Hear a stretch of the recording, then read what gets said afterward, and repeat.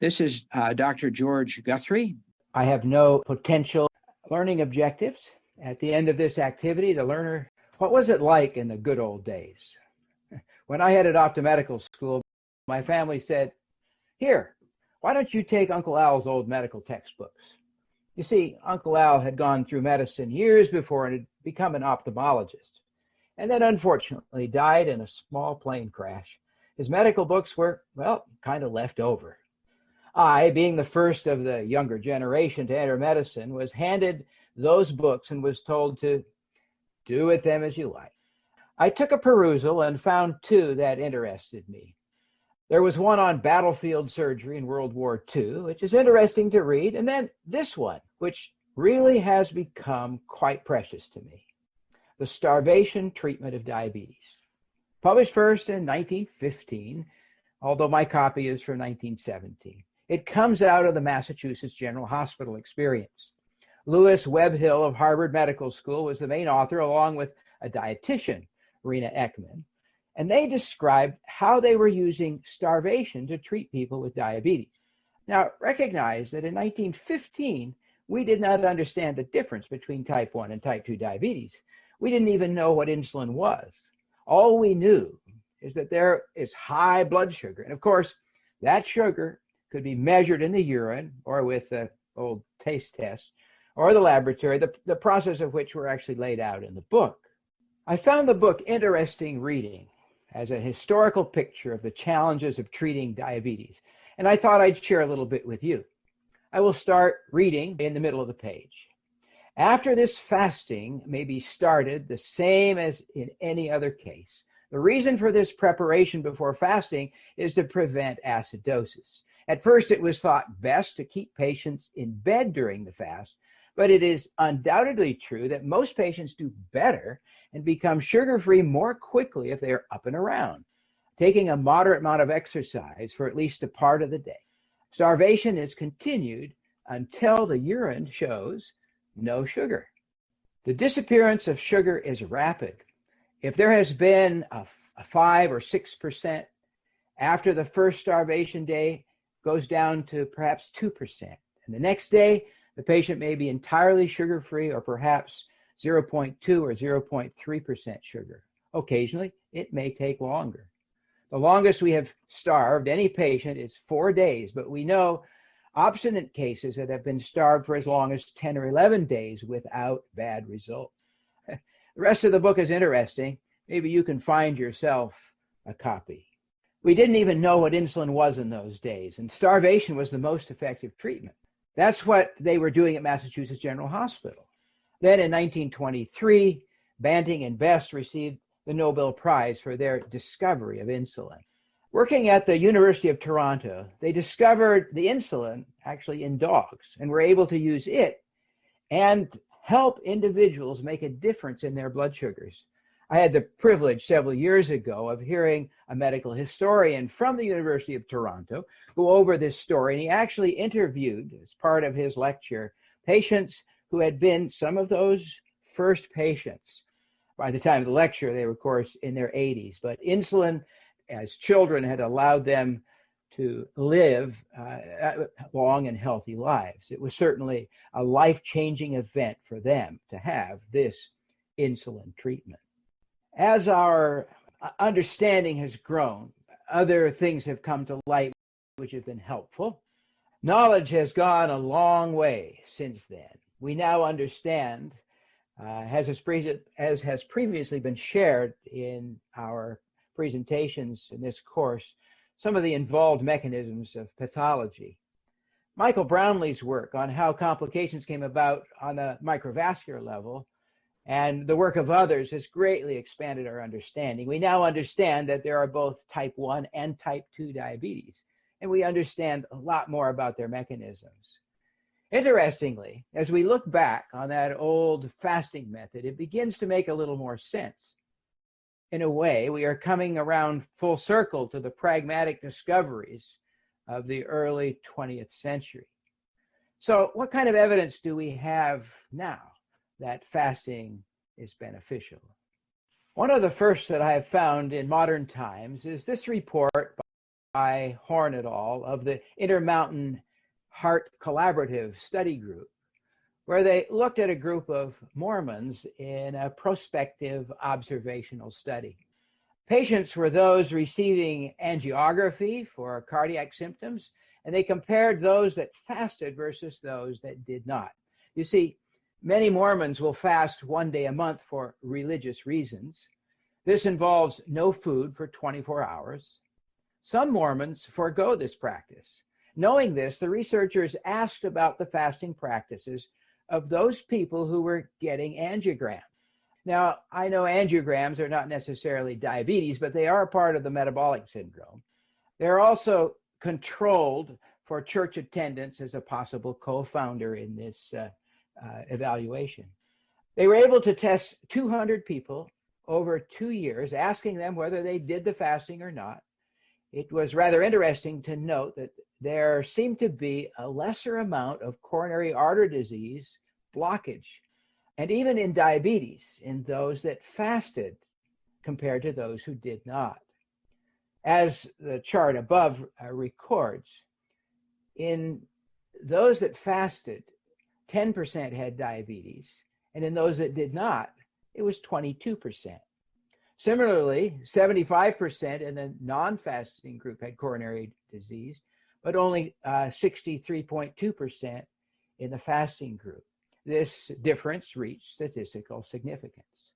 So there's at least one observational study that hints that fasting may be beneficial in preventing type 2 diabetes. But reversing diabetes is a controversial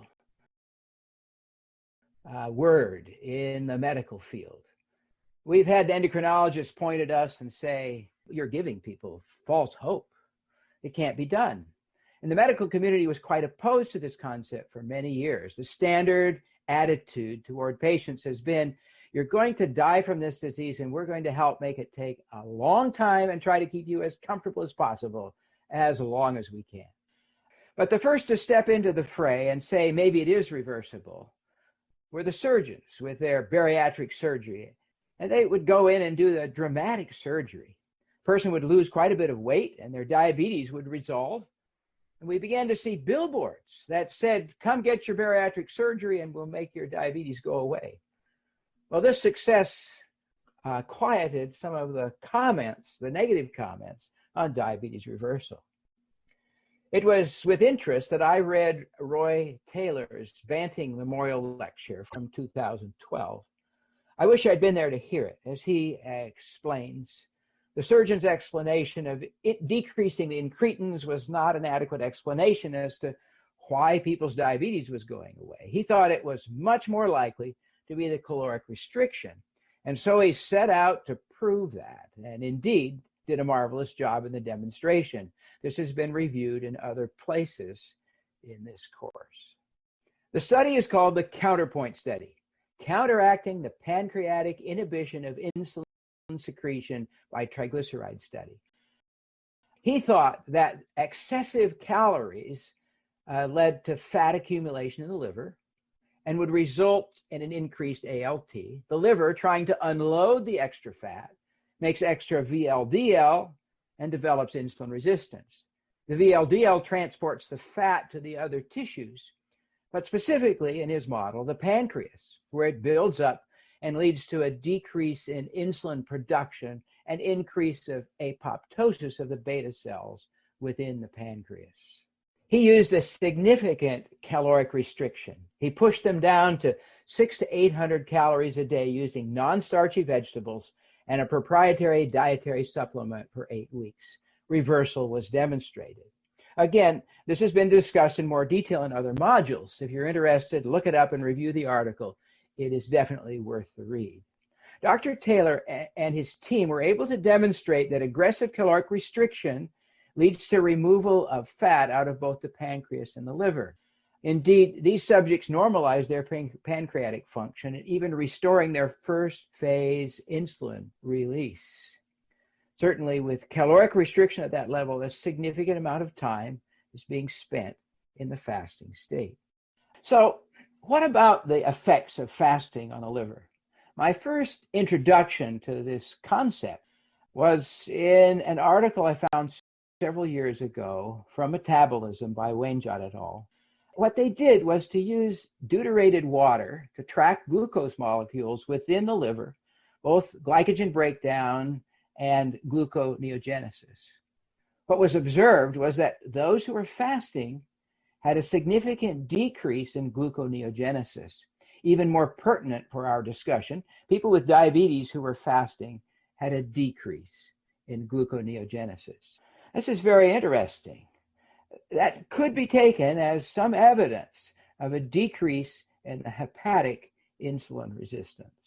Another group that looked at this caloric restriction was Kaliova et al., reporting in the Diabetologia journal. In this recent randomized control trial, they compared 6 meals a day versus 2 meals a day. 2 meals a day, when they're relatively close together, leave approximately 16 hours with no food, and we assume that fasting develops there. That could potentially bring benefit to the metabolism of the metabolic syndrome. In my experience, the way most dietitians are teaching those with type 2 diabetes to eat is to take 6 meals a day. But the 6 meals a day has a logic built on our early insulin. For early insulins, we had regular and NPH. With only those two, they would peak at 3 hours, let's say for regular, and then NPH about 6 to 8 hours, meaning that if a patient had breakfast about mid-morning, he or she would have a peak of the insulin and it could drop the blood sugar. The easiest way to prevent that was to add a mid-morning snack. And then, of course, the NPH would kick in about dinner and set them up for a peak mid-afternoon. Enter another snack. So there was a certain logic to adding snacks. But with our current understanding of the pathophysiology of type 2 diabetes, the historic logic fails. It is actually contrary to the historical practice, and it makes much more sense to actually encourage reaching the fasting state by decreasing to 2 meals a day. This group of researchers decided to look at that question, asking which is better, 2 meals a day or 6 meals a day. This particular group decided to look at the 2 meals as breakfast and lunch. Others have looked at later in the day and found it is beneficial as well. So there are 2 randomized groups, breakfast and lunch for 2 meals a day, entitled the V2 group, and then the A6 group with 6 meals a day spread out as commonly done. So there were 54 patients put in a 12-week on a low-energy diet. Participants could only be on oral agents, no insulin. It had a crossover design. Some rather interesting effects were demonstrated. Those who had the 2 meals a day had greater weight loss and their hepatic fat content decreased, a statistically significant amount. The fasting glucose also dropped in the 2-meal group. The fasting C-peptide also decreased, although not quite as dramatically, but still statistically significant. Fasting glucagon was significantly less. Interestingly, the A1C, there was no statistically significant difference in the beneficial change. So here we see a benefit to several dimensions of the pathophysiology with equivalent changes in the A1C. Beneficial changes from 2 meals a day. That is, 2 meals a day, skipping the evening meal, lowered the A1C, and reversed more of the pathologic process than 6 meals a day with the same caloric restriction. Reaching the fasting state seems to have benefit. We also note that the metabolic clearance rate of glucose, which has been previously referred to as the HOMA-IR, or how fast the glucose is moved into the tissues, did not make any significant difference. Oral glucose sensitivity improved in both groups, but improved significantly more in those on 2 meals a day. Of interest for those proponents of multiple small meals a day for weight loss, there was no significant difference in the resting energy expenditure. Many have argued that small meals through the day increase the metabolic rate and therefore should help one lose weight, which would be beneficial for diabetes. But this study did not show that there was any statistically significant difference between the 2 patterns on the resting energy expenditure. At this point, I would like to take a step back and look again a little further at Roy Taylor's work in restoring normal glycemia using a low-calorie diet on people with either long or short duration type 2 diabetes. One of the criticisms of Dr. Taylor's initial study was that it was done on people who had diabetes for a relatively short period of time, less than about 5 or 6 years. So it was repeated again on those with longer periods of time since diagnosis versus those with shorter time period, those having type 2 diabetes less than 4 years or greater than 8 years. 29 individuals with type 2 diabetes, 15 of them less than 4 years, 14 of them greater than 8 years. It's interesting that the glucose response was about the same in both of them. The change in A1C is similar. The weight loss was about the same as well. These results are encouraging. Of course, the bigger question is, what about the effects on pancreatic function? Is beta cell function rebuildable as well? And that question still remains. The numbers on these two groups are interesting, but not definitive. Individuals were grouped into two groups, responders and non-responders. Observations are laid out for us here on this slide. Interestingly, not every individual in each of the groups responded equivalently. To try to understand why some respond and some don't, this particular chart was laid out. So you can see that they were trying to identify clues as to why some were responders and some not. Gender did not seem to be an important factor. It looks like age made a difference, and non-responders tended to be a little bit older, which makes sense as pancreatic beta cell mass may actually decrease in older people. But BMI did not explain the difference. The duration of disease has a little more statistical significance. Longer duration made it a little less likely to be a responder, with a p-value of 0.013. A1C's respond a little better, and responders seem to have lower blood sugars at the beginning. Those that were non-responders tended to have high blood sugars, and that goes along with the A1C. One takeaway might be that those with higher A1Cs are more likely to be non-responders. It's interesting to note that 3 of those on insulin were in the non-responders group, and there were none on insulin in the responders group. At the same time, there were more responders in the diet-only group. In the non-responding group, there were none on diet only and only 1 on just metformin. Those on metformin as their only medication were also more likely to be responders. There was 1 in the non-responder group. These interesting observations do not answer all the questions. The question still remains for all of us interested in reversing type 2 diabetes, which patients can reverse it and which ones cannot. While we do not yet know how to tell for sure, we're getting some clues. It does appear that reversible may not be possible for everyone with type 2 diabetes, but it is possible for a good number of them, especially if they have their lifestyle intervention early in their disease. Let's take a look at the physiology of fasting. Day 2 of fasting is when people tend to lose the most muscle mass. Always trying to preserve muscle mass. With time and starvation, even the heart muscle itself can be lost. And so that ability to preserve muscle is really important. In fasting, the normal person, there's a very low insulin level and the experience often of extreme hunger, especially when starting. Interestingly, in individuals with type 2 diabetes, it is common to have a higher insulin level because of the insulin resistance, at least earlier in the disease. The pathophysiology includes elevated sugars and pancreatic insulin secretion, and so the effects felt from fasting tend to be significantly lighter. As long as exogenous insulin is not pushing the sugars to low levels, people with type 2 diabetes don't tend to have the intense craving and often report feeling better because their blood sugars are coming down from the higher levels. In the normal fasting individual, glycogen stores are generally depleted at 24 hours, and hepatic gluconeogenesis supplies what is needed for brain and other critical tissues. The Cori cycle also becomes active where high reliance on lipid-derived energy generation limits the entry of glucose into the Krebs cycle, while increasing lactate production, which is sent back to the liver to make glucose.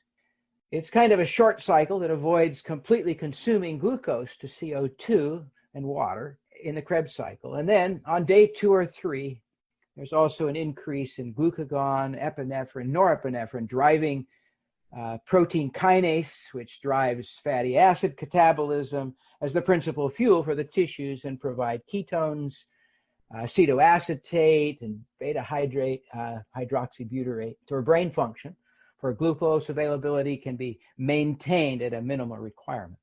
Obviously, over time, the body is in this way working to slow protein catabolism emanating from low insulin levels, among other things.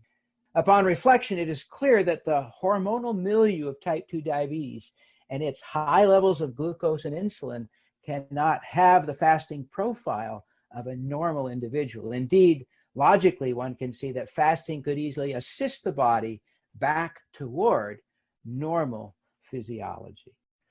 Intermittent fasting is a concept that needs further exploration. We introduced it already when we discussed the 2 versus 6 meal day evidence.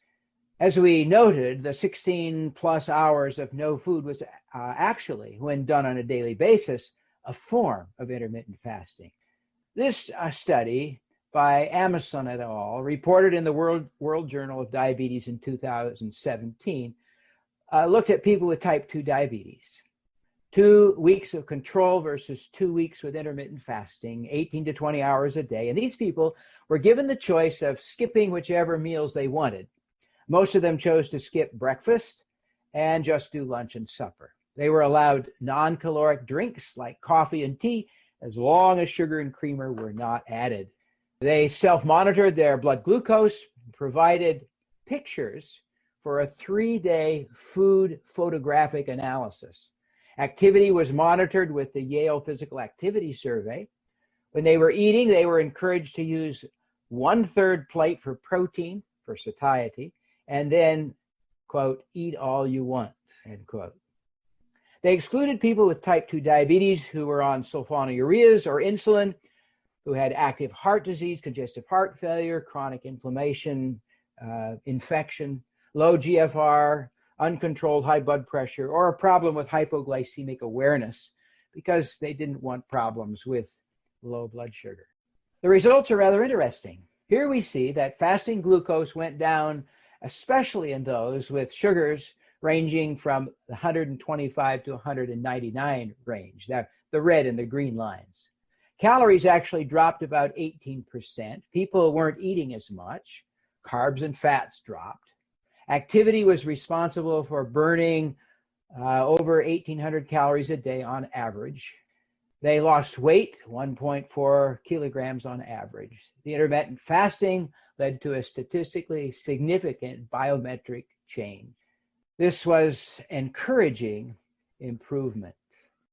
So caloric restriction has also long been recognized as an important factor in longevity.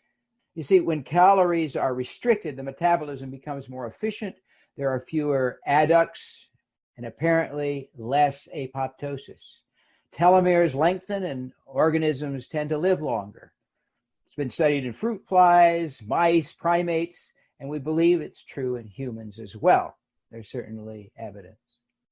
This particular study is a look at caloric restriction from the standpoint of quality of life, mood and sleep, sexual function in healthy people. Now, this has not been done in people with diabetes, but one of the arguments is that fasting or caloric restriction done in people with diabetes is not well tolerated by these individuals. This particular study tried to look at these emotional dimensions. The 220 men and women with a BMI between 22 and 28 were followed for 2 years, and they were assigned to either ad libitum or 25% caloric restriction in a randomized process. The investigators measured the emotional responses both before and near the end. Those with caloric restriction demonstrated improved mood, decreased tension, overall improvement in general health, an increase in sexual drive, better relationships, and even improved sleep quality. This was rather a surprising insight into something that many would intuitively think would not be well tolerated. These people actually feel better and do better when they are a bit calorically restricted. Certainly, people who have reversed their diabetes, if they go back to eating in caloric excess, are going to have their disease come back. One of the rules of life is if you keep doing what you're doing, you're going to keep getting what you got. But the same principle is true if one sticks with a caloric restriction dietary pattern. That, of course, is easier when it brings benefits. I think we have some evidence here that once disease is cleared up, individuals will actually be living a happier and healthier life. Caloric restriction is not really taking something away, rather it is improving the quality of life. As clinicians, we can recommend caloric restriction with confidence. Certainly, having the diabetes go away is a marvelous blessing, and individuals should be encouraged that they will have improved quality of life as well. Of course, that is the long-term goal. This next article is a review by Barnowski et al. And entitled Intermittent Fasting versus Daily Caloric Restriction for Type 2 Diabetes Prevention, a review of human findings published in the 2014 journal Translational Research. Intermittent fasting, they found, as they explored the different ways of restricting calories, may be easier than pure caloric restriction, that is, smaller meals. Caloric restriction seems to be a little better for weight loss, but intermittent fasting may be a little easier for people to do and has similar effects. As we look at intermittent fasting techniques, we find that one of the ways that it can be done is alternate day fasting, or ADF. In this technique, every other day, people eat normally, and then in the in-between days, they severely restrict their calories to about 20% of their normal, alternating back and forth between the two. This particular fasting is good for weight loss and some cardio protection. Will it work for diabetes? This remains yet to be seen. We definitely have some evidence that any of these may be effective. This particular review gives us some hope that it may be beneficial. If you're interested in more details, please feel free to get the article and read it for yourself. In the past, I spent about 5 years working in a live-in center with an 18-day program to help people reverse type 2 diabetes and other parts of the metabolic syndrome. I will take this opportunity to share our experience with you. When people came in with type 2 diabetes, we offered them a 3-day fast. That offering would come once we knew what their pancreatic function was. So we would measure their HOMA2 beta and their stimulated C-peptide. If it looked like there was an adequate amount of pancreatic function, we would stop all their medications except metformin and then begin a 3-day fast. If there was inadequate pancreatic function, they would be asked to continue their calculated normal basal insulin dose that was calculated at 0.1 units of insulin per kilogram of body weight of the long-acting insulin, glargine or another, and then watch them carefully. We found it common for individuals to get a little deficient in potassium, magnesium, and or sodium during the fast. Figuring out exactly what was causing the symptoms was not always easy. I learned to supplement everybody who had reasonable kidney function with magnesium, since so many patients were magnesium deficient. And then we had to watch the potassium and sodium in the serum, which were much more accurately measured. The results were rather dramatic. It was very common for someone with type 2 diabetes on the second day of their fast to come to me and say, "Doc, I haven't felt this good in a long time. Maybe I could continue the fast an extra day." From this, I learned that people with type 2 diabetes and their generally higher insulin levels don't have the same craving for food as do those who have normal physiology. This was very encouraging to the patients. Their blood sugars would come down by the end of the third day, often to normal ranges, from 200 to 300 down to less than 100, or maybe the low 1-teens. Their taste also changed. Their thinking became clearer. We would then refeed them with above-ground non-starchy vegetables and some seasonings to sprinkle on to taste. They discovered that vegetables had never tasted so good, and their whole sense of taste had been reset to the healthier. I mentioned in an earlier presentation that the stimulated C-peptide could be helpful for us, especially in those with low C-peptides, less than 2. As a reminder, the stimulated C-peptide is the serum level when the blood sugar is greater than or equal to 190 milligrams per deciliter. Some researchers use 170 or 180. Individuals who had stimulated C-peptides less than 2 would have to be on insulin, and I would leave them on the basal insulin while they went through the fasting, calculated as noted above, 0.1 units per kilo. Interestingly, those who had the stimulated C-peptide in the 2 to 4 range might be able to get completely off insulin. In these, I would see how well they did off insulin and might need to add it back. It was generally about 50% of those could come off. In those with stimulated C-peptide of 4 or more, we found that most would be able to come off insulin completely over those 3 days. There were, of course, very pleased with the fact that they were able to come off insulin, but we could set the person's expectations for their progress depending on their stimulated C-peptide. The periodic fasting mimicking diet is relatively new. We don't have quite as much data on this intermittent fasting technique. It has been published by Brandhorst et al. In Cell Metabolism in 2015. Periodic diet that mimics fasting promotes multi-system regeneration, enhances cognitive performance, and health span, is the title of the article. Much of this work was done in mice. The benefits were significant, with decreased adiposity, decreased cancer, increased cognitive function, with bone and brain rebounding as the fasting state ended. In mice, lifespan actually increased. When the studies were repeated in humans using the fasting mimicking diet pattern, they found the diabetes markers, heart disease markers, cancer, and even aging markers decreasing, as it had in the mice, with regeneration markers actually increasing. Of course, these human studies are not long-term.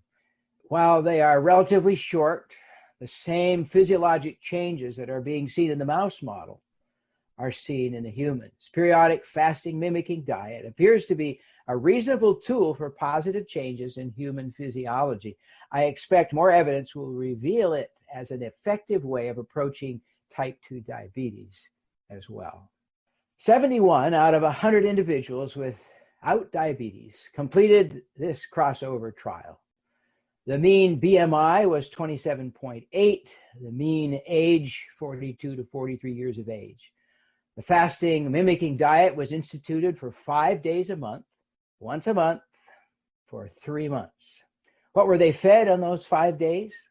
Day 1 was a little over 1,000 calories, 10% protein, 56% fat, 34% carbohydrate.